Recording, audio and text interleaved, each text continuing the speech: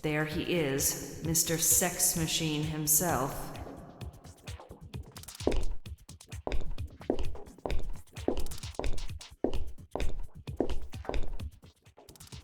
Hi, Pierre. How are you?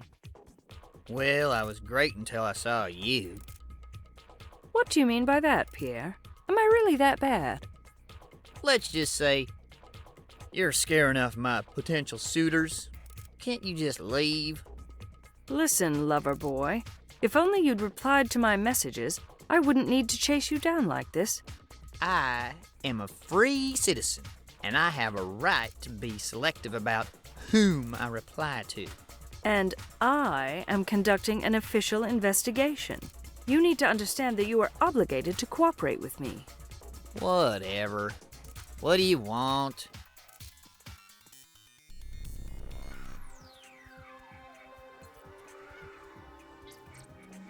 Are you here alone? What's it to you? Look, I'm just trying to be friendly, okay? But I'm not interested in your friendship. Why don't you just beat it? I only need a few minutes of your time to talk about a subject that you might find interesting. All right, I give up, you persistent whatever.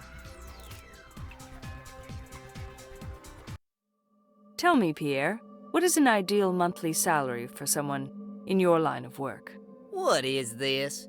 Some kind of employment survey? Come on, Pierre. It's important. I don't know why you're asking this. I have no idea what this has to do with your investigation. Okay, I will rephrase my question. Is it typical to make a six-figure monthly sum from art consulting? 6 figures? Sure. I know a few art consultants making that kind of money monthly. One lives in New York and the other 2 in London. So nobody in Adrianopolis can make that kind of money from art consultancy? No way, man. This town isn't that wealthy. It's just a small town with lots of amateurs. I'm out of here. No, wait. Au revoir. Darn. I was just able to get him to talk, and he disappears into thin air. Oh well, I'm sure he'll be around. Well, that's what I call a dance floor. A dance platform, to be exact.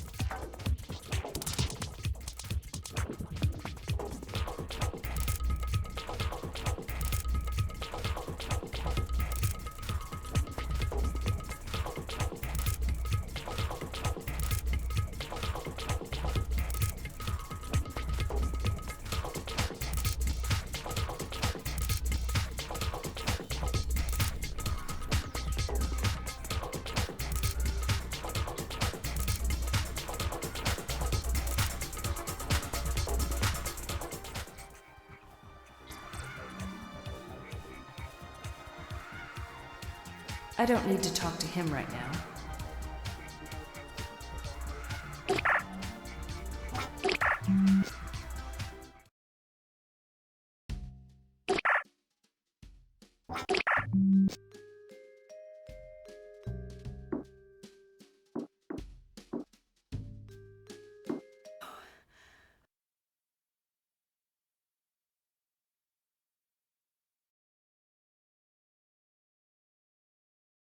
That was the weirdest dream I've had in a long time. I think it's time to report my findings to Chief Morrison. I have some important facts to discuss, Chief. Chief, I believe Mr. Bogdanov was doing something illegal. And what exactly led you to this conclusion? To begin with, Bogdanov had told many people that he was making big sums of money from art consulting. Alethea, Monica, and Piper were all witnesses to that. He even established a 50-50 partnership with Pierre Deville. Go on. In addition, we know that Lena Vanderbilt was the biggest customer of this art consulting venture of Bogdanov's. We have records proving that she paid him $500,000 in a month's time. However, Pierre claims that it's impossible to make that kind of money from art consulting in Adrianopolis. Please continue. But Richard Ackerman at the Things Store's chain headquarters assured me that they have no rental policies. So Bogdanov couldn't have been renting out merchandise from the Things Store. He had to be renting out something else. Go on. Moreover, Piper overheard something about renting. She also mentioned Bogdanov's foreign buddies bringing merchandise in boxes. Boxes that were taken straight to Bogdanov's office as soon as they arrived. And the contents were apparently never displayed. So, what is your conclusion? I believe those boxes contained illegal devices. Bogdanov was illegally renting them to wealthy customers and recording his rental earnings as money earned from art consulting. Really? Sounds far-fetched. But the clues you've collected seem to fit right into place. Yes, they do fit into place. Good analytical thinking. But I want you to collect more information to support this analysis of yours. Well done, Phoenix. Thank you, Chief.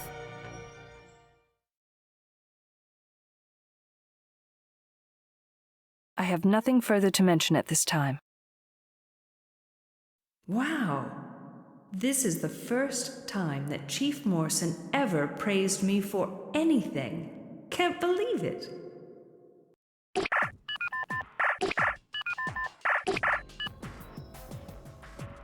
This report is in gibberish. It's far too complicated for any layman to understand. I think I need to go to the rehab center and ask them what all of this means.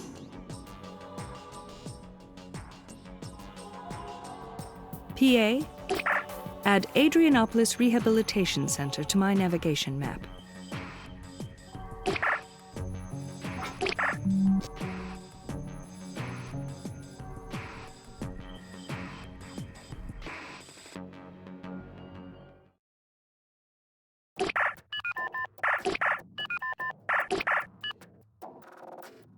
Finally, she's back in town.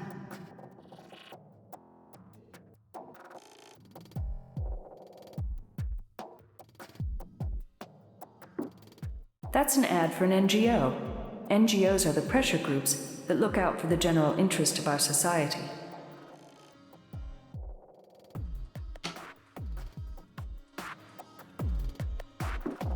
He looks like the receptionist here.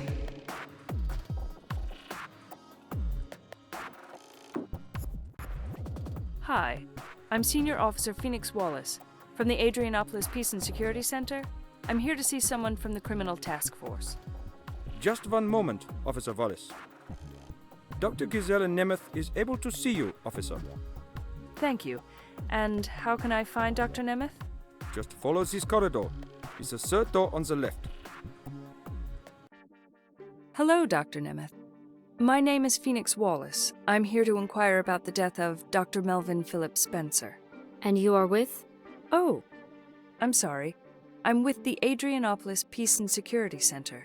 I'm a peace officer. Hi, Officer Wallace. What can I do for you? I am here in an official capacity. I need to ask you some questions regarding Dr. Spencer's death. Do you have any time right now? Sure. I'd be glad to help you. Dr. Nemeth?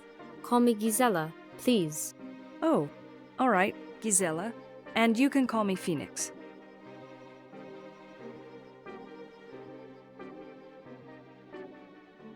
Are you aware of the circumstances surrounding Dr. Spencer's death? Can you be more specific? For example, do you know who discovered his body? I thought you would already know about that, Phoenix. I don't, because I'm not assigned to the Spencer case. Actually, I'm working on a murder case, and Dr. Spencer's name came up. A murder case? What murder case? Who was murdered? A citizen by the name of Vasily Bogdanov was murdered in the rogue state of Russia.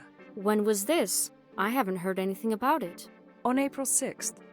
The case is being kept confidential, however, and that's probably why you haven't heard about it. I see. We both have our work cut out for us, don't we?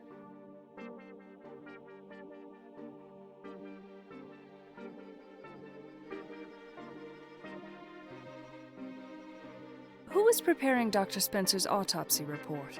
The Criminal Task Force is, and I'm responsible for its completion. I read most of the report, but I cannot say that I understood anything. Well, first of all, the report is not yet complete.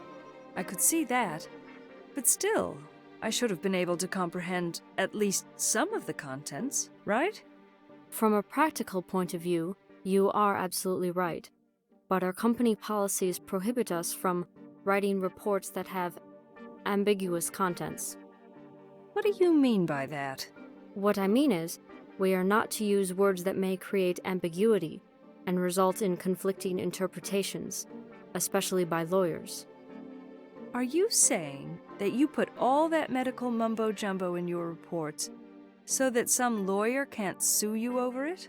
That's precisely it. You doctors are all the same, always prepared to cover your asses. A doctor's gotta do what a doctor's gotta do.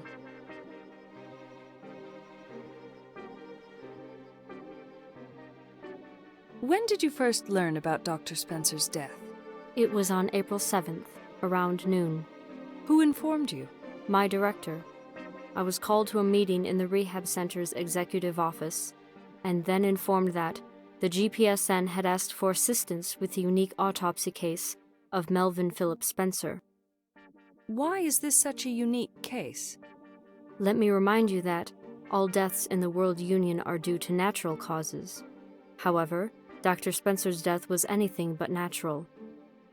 If Spencer's death was not natural, how can you claim that all deaths are due to natural causes? These unnatural deaths are so rare, from a statistical point of view, they can be ignored. Have you ever had any experience with such an assignment? No, I have not. Actually, none of us within the rehab center have. How did your director react to this unusual case? He was surprised just like the rest of us. As you very well know, Phoenix, rehab centers do not practice criminal postmortems because such cases don't arise anymore. So, what kind of a team was assembled for this case? The GPSN specifically asked us to assemble a criminal task force, which included a neurosurgeon, an internal pathologist, and a neurologist. And who is leading this criminal task force team? Being the physician in the most closely related field, I was chosen to be the task force leader.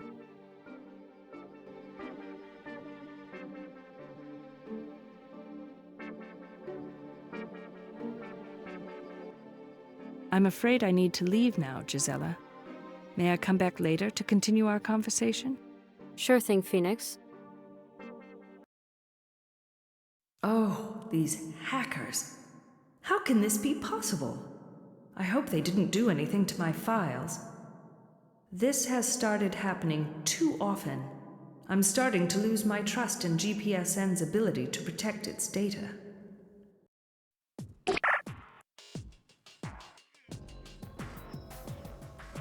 A conscience of a hacker? What the... Oh. I have to admit, it's interesting. In a strange way. This has to be a hacker job. Only their sick minds can produce such slogans.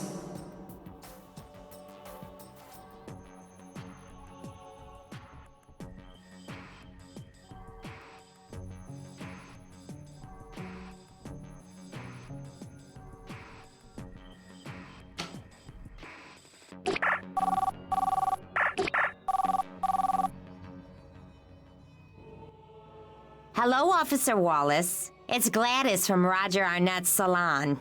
Oh, hi. Is there an opening available? Yes, that's why I called. I may just be able to squeeze you in today. Can you come over right away? On my way. Thank you. I should go to the Arnett salon immediately. Hello. Is Mr. Arnett ready to see me? Not at this moment. But please take a seat. I'll let you know. In the meantime, would you like to receive our complimentary magical makeover? Complimentary? As in, free of charge? Absolutely. With no strings attached. So tell me, Ms. Castle, what does a magical makeover involve? Does it hurt? Oh, that was funny. I didn't know GPSN officers could be so humorous. Of course it doesn't hurt. So, what exactly do you intend to do? Well, that's part of the magic. It's for us to know and you to find out.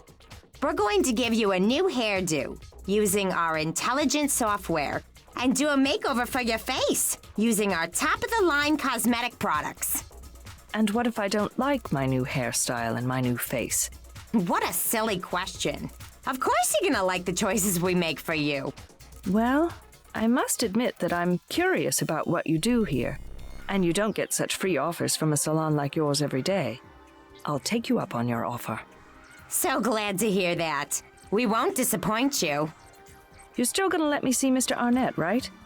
I wouldn't want to miss my chance to see him while being made over. I assure you, Officer Wallace, I'll personally see to it that you have your time with Mr. Arnett. Oh, Phoenix, you look like $1,000,000. I would never have guessed that a makeover can improve you so. Is that really my face in the mirror, Gladys? It sure is, sweetie. Wow.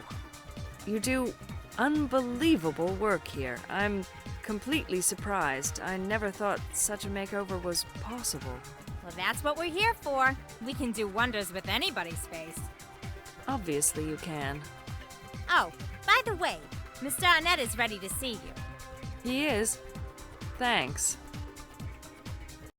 Gosh, this room is so different from the beauty salon. I've never seen decoration like this before. Such beautiful antiques. Mr. Arnett must have great taste in art.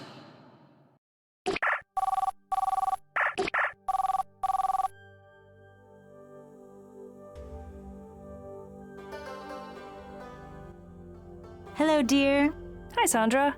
Want to meet tonight? Sure. At the cafe? Round 8? Alrighty. See ya. Bye. Hi, I'm Senior Officer Phoenix Wallace from the Adrianopolis Peace and Security Center. And you must be Mr. Arnett. Well, they all call me Arnie around here. You might as well do the same, sweetie pie. Well, Arnie, why don't you call me Phoenix then? Okay, done deal, Phoenix, sweetie pie. What can I do for you today? What kind of image change do you have in mind? I'm not here to change my image. I'm here to discuss official business. Official business? Gladys didn't say anything about official business. I thought you were here for a makeover. But I've just had a makeover. You mean you can't tell? Not really. Because it wasn't done very well at all. The color scheme looks terrible, and who did this crappy job anyway?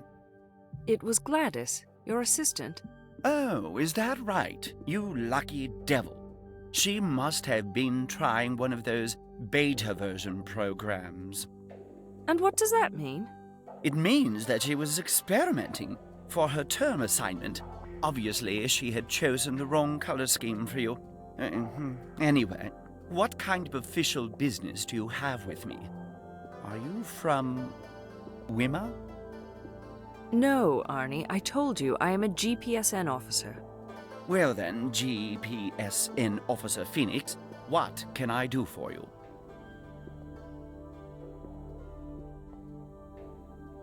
Arnie, do you have a client named Vasily Bogdanov? Who? Oh, you're talking about VB.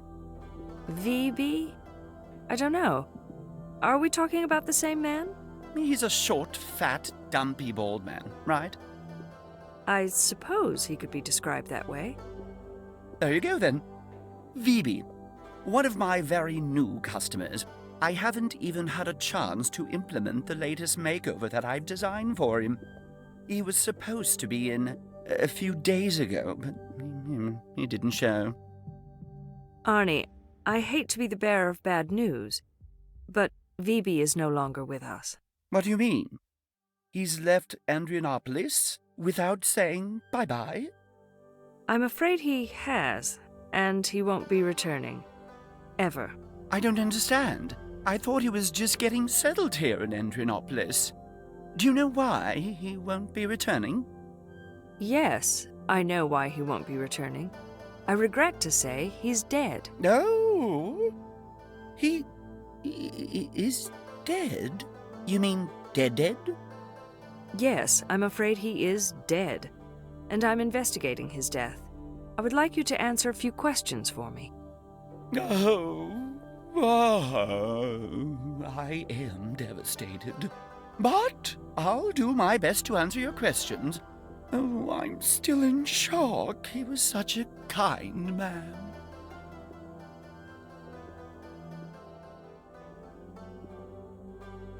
Arnie, how would you describe your professional relationship with Mr. Bogdanov? Vibe was a dream case for any image maker. In what way was he a dream case? I was told he was rather unattractive. Precisely. There was so much to be done with him. If I had been given enough time to successfully transform that man, I would be the star of every fashion show. Right. I guess I have never looked at it that way. Anyhow, do you think you can answer my questions about your professional relationship with him? Sure. He was a nice man, but he wasn't quite ready to face what it takes to gain a new image. What else can you say about him? It seemed like he was getting ready for a giant leap in his business career, and he wanted his looks to match his financial success. And that's where my magical touch came into play.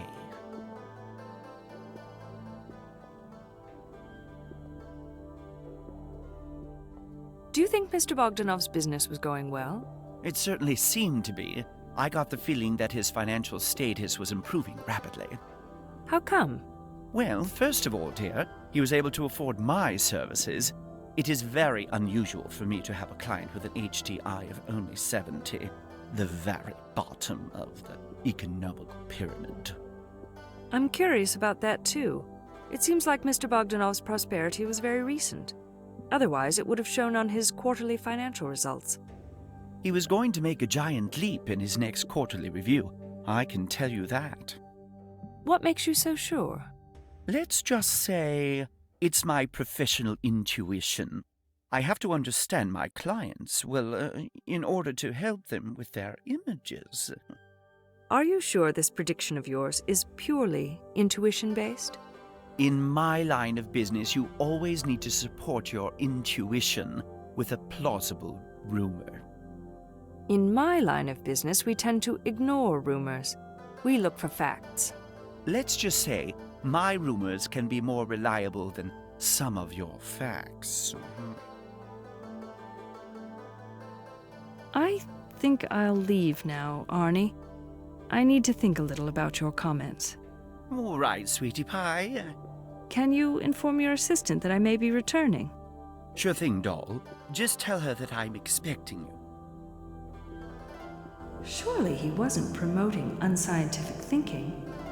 Or was he?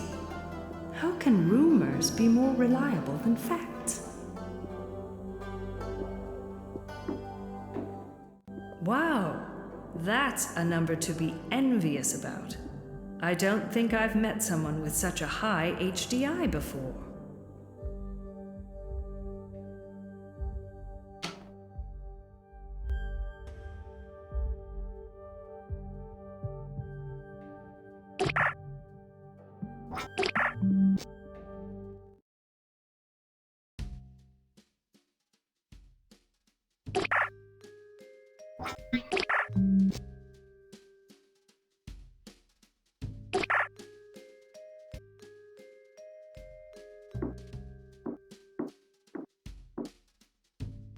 I know what to wear tonight.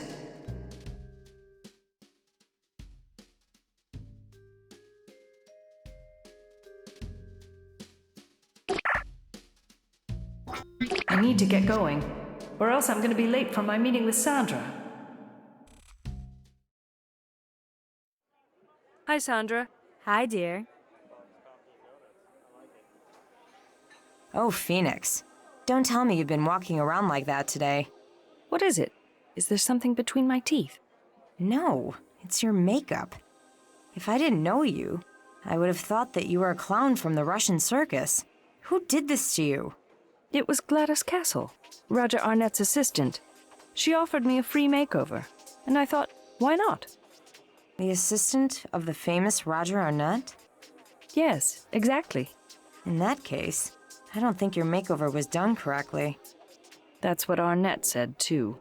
Still, dear, you shouldn't be walking around like this, or else your own GPSN people might mistake you for a renegade Russian clown. I finally met Roger Arnett.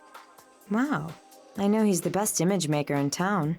So, tell me, what's he really like? I guess flamboyant would be an accurate way to describe him. Everybody knows that. Tell me something about the man that I haven't heard. Well, I can think of one thing that you probably don't know about. His office is incredible. I haven't seen anything like it in my life. It must be extremely elaborate.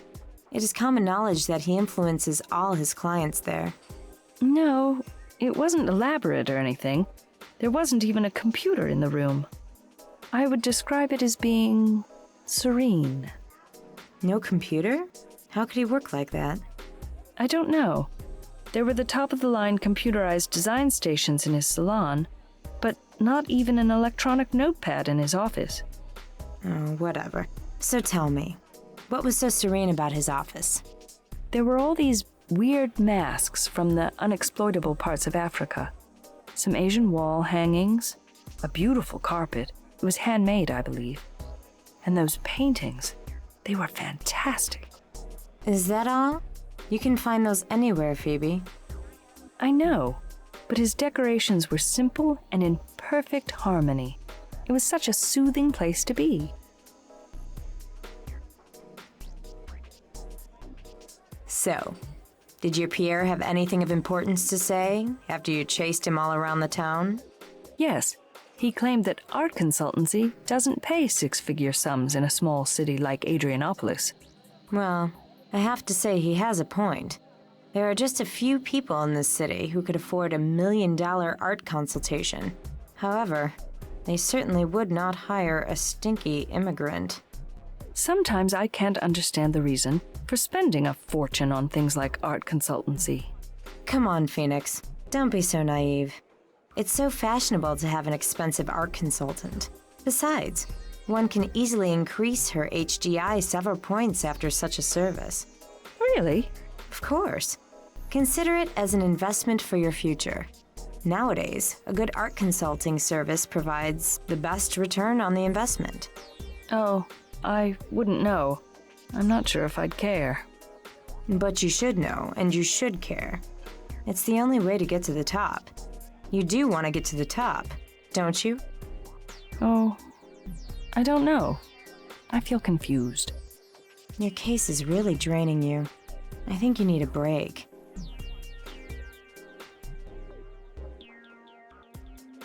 I met a doctor from the Criminal Task Force team, which is investigating Dr. Spencer's death. Oh, was he hot? First of all, he was a she. Her name is Gisela Nemeth, and she's leading the task force. I bet she has an attitude. I like her already. As a matter of fact, she was very pleasant. I didn't even detect an attitude. No, Phoenix. You wouldn't detect an attitude if it hit you in the face. Is that right? Well, I'm not going to tell you anything more about my cases. How about that for an attitude? Phoenix, loosen up. I think this case is making you too edgy. Maybe you should get your head checked. My head is fine. It's you that's making me edgy. All right, all right. I'm sorry I pissed you off. Will you forgive me, please? Yeah, fine. Maybe you're right. I guess I am a little edgy. Roger Arnett told me that Bogdanov was a really tough case. Why am I not surprised? Teaching World Union matters to a stinky immigrant would be a tremendous challenge. Apparently, Bogdanov required a lot of work, but he wasn't quite ready to face what it takes to gain a new image. Oh, Phoebe. Gaining a new image requires a lot of dedication and hard work, as well as money. We both know that rogue staters aren't motivated enough to undertake such a challenge. Greed works, baby, and they just don't have it. I know all that, but he did have the qualities to become a World Union citizen. I suppose he had the bare minimum requirements to become a citizen. What was his HDI again? 70, but it appears that he was going to make a huge leap in his next quarterly review. A financial leap can only get you so far.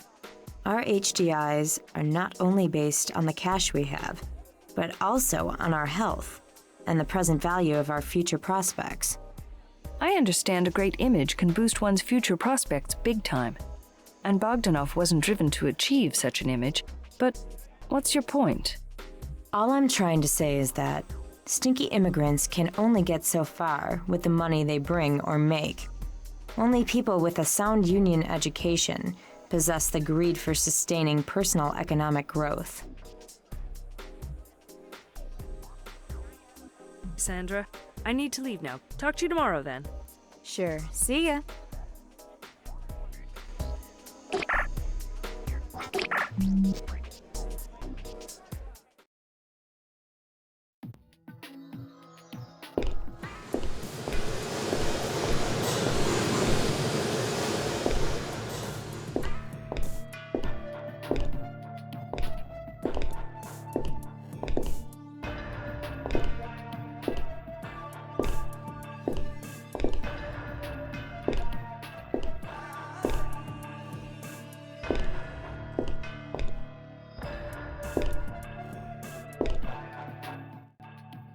Now be careful, Phoenix.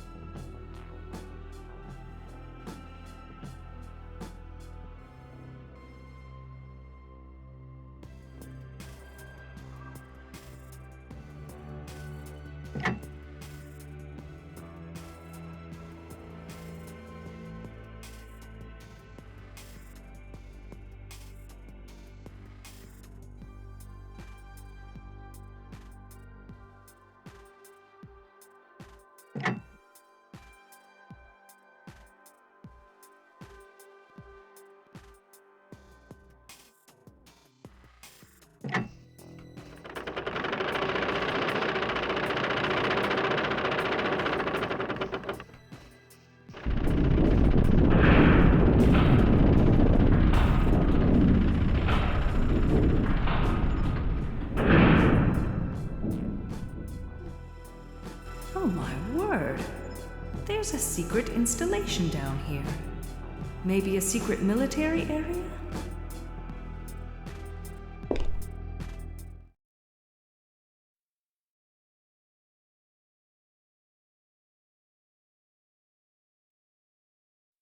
Hey! You are the impersonator Alethea described. And you, Mirage, how did you get here? I want you both to come with me. Hey! What's going on? Who? Oh! No! Whoa. Wait a minute. I was just at the metro tunnels. Or was I feel so dizzy.